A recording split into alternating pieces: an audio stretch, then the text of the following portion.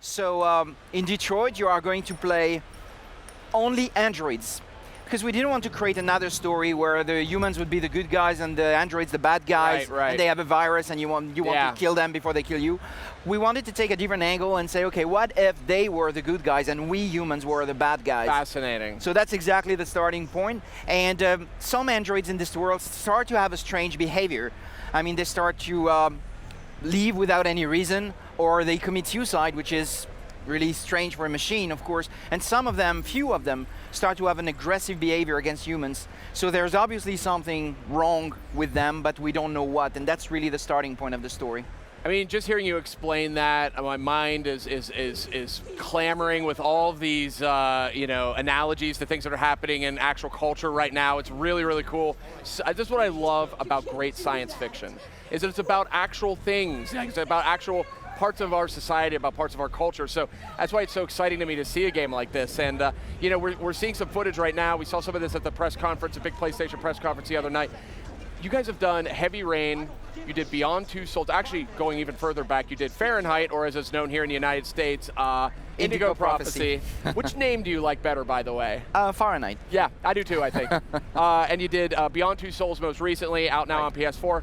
Here we go with Detroit Become Human. And it's all about choice and consequence, right? Oh, absolutely. I mean, the first thing to know is that there is more than one playable character. It's pretty much like Heavy Rain. Yeah. We have different androids that we can play. So at the moment we have announced Kara as our very first playable character. And here we're at T3 to show the second playable character called Connor. And maybe there's more, who knows? Who's to say? Yeah. And the player will play them through different scenes. This is pretty much the same way Heavy Rain worked. And scene after scene, you tell the story. And what it was very important to us was not to tell the story through cutscenes, but to let the player build his own story through his actions, through his choices. So each player will have a different versions of this story. Quantic Dream to me is a company that's just not scared to take really, really esoteric concepts or really, really interesting risks creatively. And I think that's what's so exciting. Well, actually, we're very scared. Yeah. But we do it anyway. Yeah, you do it anyway. That's what you got to do, right? No, but we were very lucky also to get the support for 10 years now of Sony, year after year. I mean, we came here in 2006 with our first short, which was called The Casting, that you can still find on YouTube. And that was exactly 10 years ago, and it was a dream come true for us to be And I remember that video very well. Yeah, and it was a dream come true for us to come to E3 and be on Sony's booth. Yeah. And here we are 10 years later, presenting Detroit for the first time in the US, so it's... I mean, it's Detroit, tremendous. we wanted a very specific look. Yeah. And we wanted to develop the sense of cinematography in the engine. So we needed to develop some specific features about the lighting. What we call physically based shaders is the fact that all the materials react correctly to the light. We have developed what we call close-up lighting. So it's like in a film when we have close-up shots of the characters, they always have a specific lighting set, so they always look great. Cool. Lighting, shadows, what we call physical cameras, which is the fact that our lenses are really based on real physics of real optics. So it's a lot of tiny things that... You add them all up, you Exactly, know? and maybe gamers won't care about all this, but... They just know it looks great. Yeah. It looks great. Yeah. So it's not lost on me. I remember maybe 3-4 years ago, you guys released a video called Kara. Absolutely. You know, and it was about, it was actually really powerful about this robotic woman or an android woman being kind of constructed and kind of realizing who she is, trying to get away. Kind of soul-wrenching, actually, to watch that, but it was powerful stuff. And I think maybe it's become clear that that was maybe a prototype or sort of a thought experiment into this title. Yeah, well, it was not about Detroit. Actually, it was just a technical demo at the time. I just wanted to write a short piece, 5 minutes, and we wanted to test different emotions. So I needed to write a short script where my character would very quickly go from one emotion to another. And but the piece, when it became so successful, I mean, it's been viewed I don't know how many million times. It won an award at the LA Short Fest, which was a premiere for a video game, technology. But I had no other plan beyond that. And actually, the question that people kept asking us was, what happens to Kara when she leaves the factory? And actually, I didn't have a clue. And but I was really haunted by this question because I thought, yeah, what happens to her? Yeah. And so I had to imagine the world outside the factory and what would happen to her when she leaves the factory, and that was really the starting point for Detroit.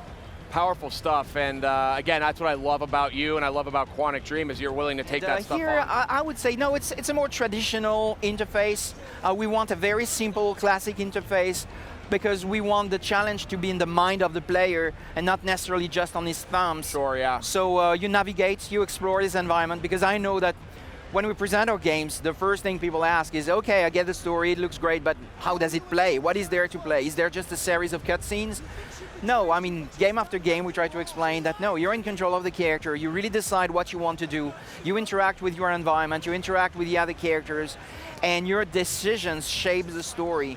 And what we want to do with this game is really the most bending experience, the most branching experience we've ever created, and really, again, letting the player tell his own stories through his interactions. So one of the big themes coming out of this PlayStation's press conference and E3 in general is the rise of VR. And VR is becoming bigger and bigger and bigger. I can only imagine for somebody like you, you're really invested in storytelling, you love sort of interactive storytelling. VR must be very interesting to you. I mean, what are your thoughts about it? It is very interesting. It's, to be honest with you, when I first heard about it, I was kind of skeptical. Like, okay, we had 3D before, and it didn't make it, and we had different ideas like this that never came together, really.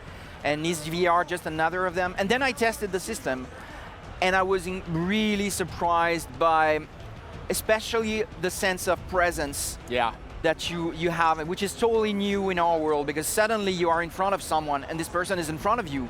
And your body begins to almost react to that. Yeah. Absolutely. Yeah. And that's so fascinating, and it's definitely very inspiring.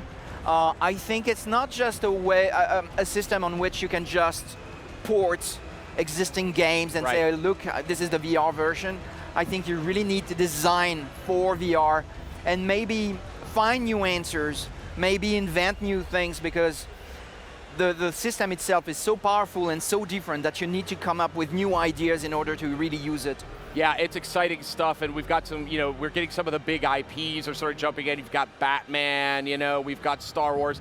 So, I mean, I feel like that was one of the big stories to come out of this E3 is really VR is here, and it's becoming more and more legitimized every day, thanks to great creators working on it. I think the other story to come out of E3, at least for me, is the rise of narrative, or maybe the second rise of narrative, because, I mean, I think this was really evident in PlayStation's press conference. I mean, God of War looked fantastic, and I mean, it was this side of that universe we've never seen before. We obviously have Detroit, Become Human, what you're working on, looks sensational. It really got a rise out of people. And I mean, it was just game after game after game, really felt like they wanted to tell a deeper story. I mean,